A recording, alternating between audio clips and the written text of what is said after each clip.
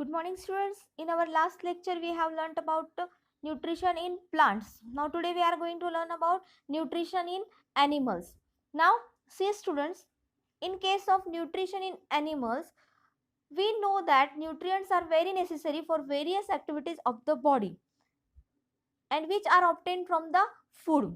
They are supplied to the various parts of the body through blood. Now, the food that we consume does not mix with blood as it is.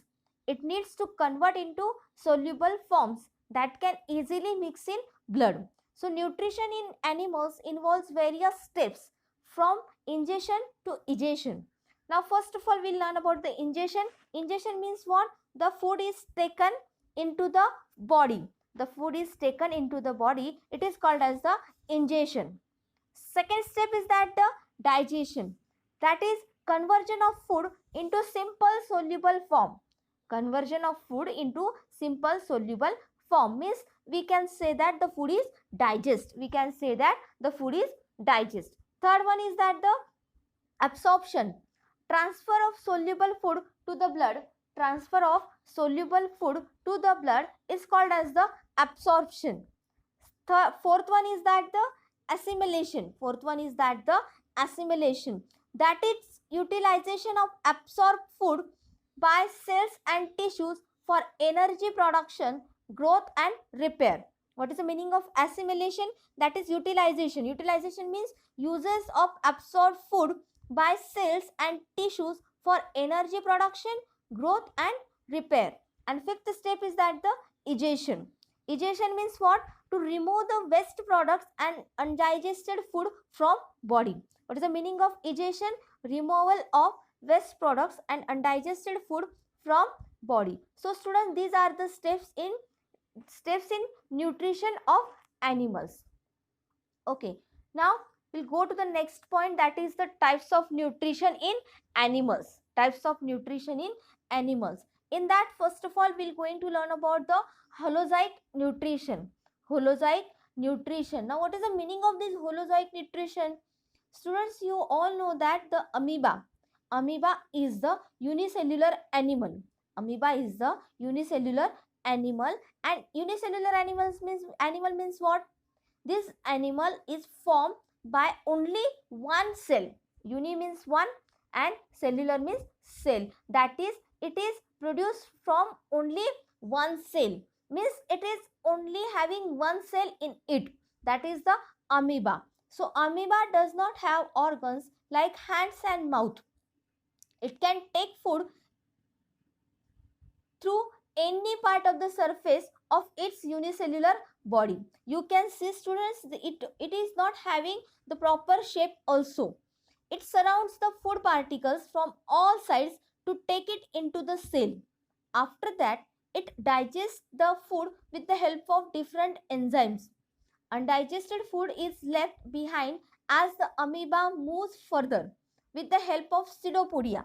Pseudopodia means its fake legs. Fake legs means, see this pseudopodia.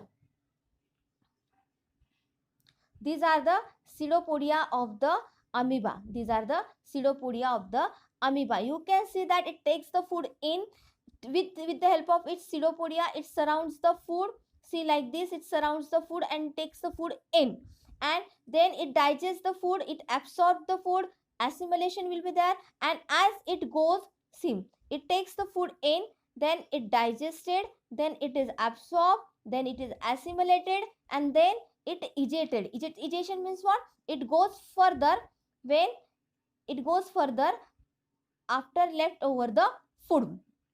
Understood? Whatever the remaining food is there, it left when it moves further. Okay, now see,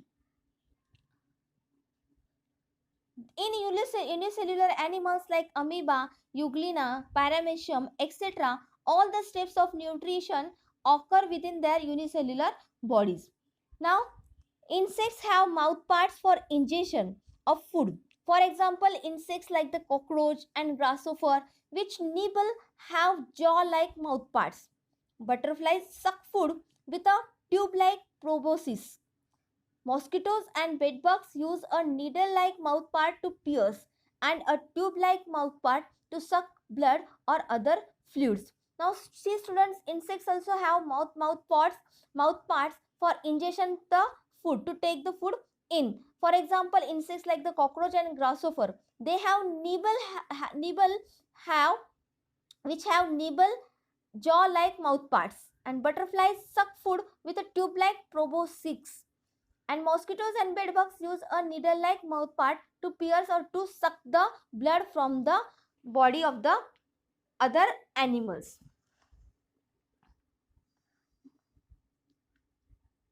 Now see, according to the type of food, animals can be classified as. We all know that according to the type of food, how the animals are classified. They are classified into herbivorous, omnivorous, carnivorous, scavengers and decomposers. Now see students, one by one we are going to learn about it. Herbivorous means what? Herbivorous use plants directly as their food. Example are grazing animals, granivorous, that is seed eaters, and frugivorous, that is fruit eaters. Means the animals which are depends upon only the plants for their food, or they are eating only the plants as their food. These animals are called as the herbivorous animals. Next one is that the carnivorous animals. The carnivorous animals are depends on other animals for their food, and carnivores are indirectly dependent upon the plants also for the food. Examples are animals that feed on herbivores, that is also called as the predators, and animals that feed on insects, that is insectivorous. Means carnivorous animal are depends upon the other animals, understood, and indirectly they are depending upon the plants also for their food. For example, they are, suppose lion is eating deer is eating plant, that means they are depending. If plant is not there, if grasses are not there, how the deer will live? And if deer will not live, how the lion will get their prey, how the lion will get their food? Like this, the carnivorous animals are indirectly depends upon the plant also. Now next animals are the omnivorous animals. Now omnivorous animals that obtain their food from both plants and animals are called omnivorous animals. For example, monkey, chimpanzee and human, etc. Some of the organisms. Now omnivorous animals means which animals that are depends upon both plants also and animals also for their food. And examples are given, that is monkey, chimpanzee, human. Now some of the organisms around us perform the function of cleaning and conserving the environment by the very act of feeding themselves. They are called as scavengers and decomposers. Some organisms are performing the function of cleaning and conserving the environment. How? They are eating the dead bodies of animals. Also, they are decomposing the dead bodies of organisms or other animals. Now, for examples, we'll learn about decomposers and scavengers. Scavengers obtain their food from dead bodies of animals. For example, vulture, crow, hyena, etc. These animals are depends upon the dead bodies of animals for their food. They are eating the dead bodies. That is why they are cleaning the environment. Now decomposers are some microbes which obtain their food by decomposing the dead bodies of organisms or other materials. Decomposers are some microbes which obtain their food by decomposing the dead bodies of organisms or other materials.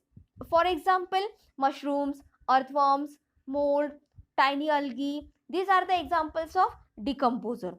That is why students, scavengers and decomposers are helping to cleaning the environment and conserving the environment.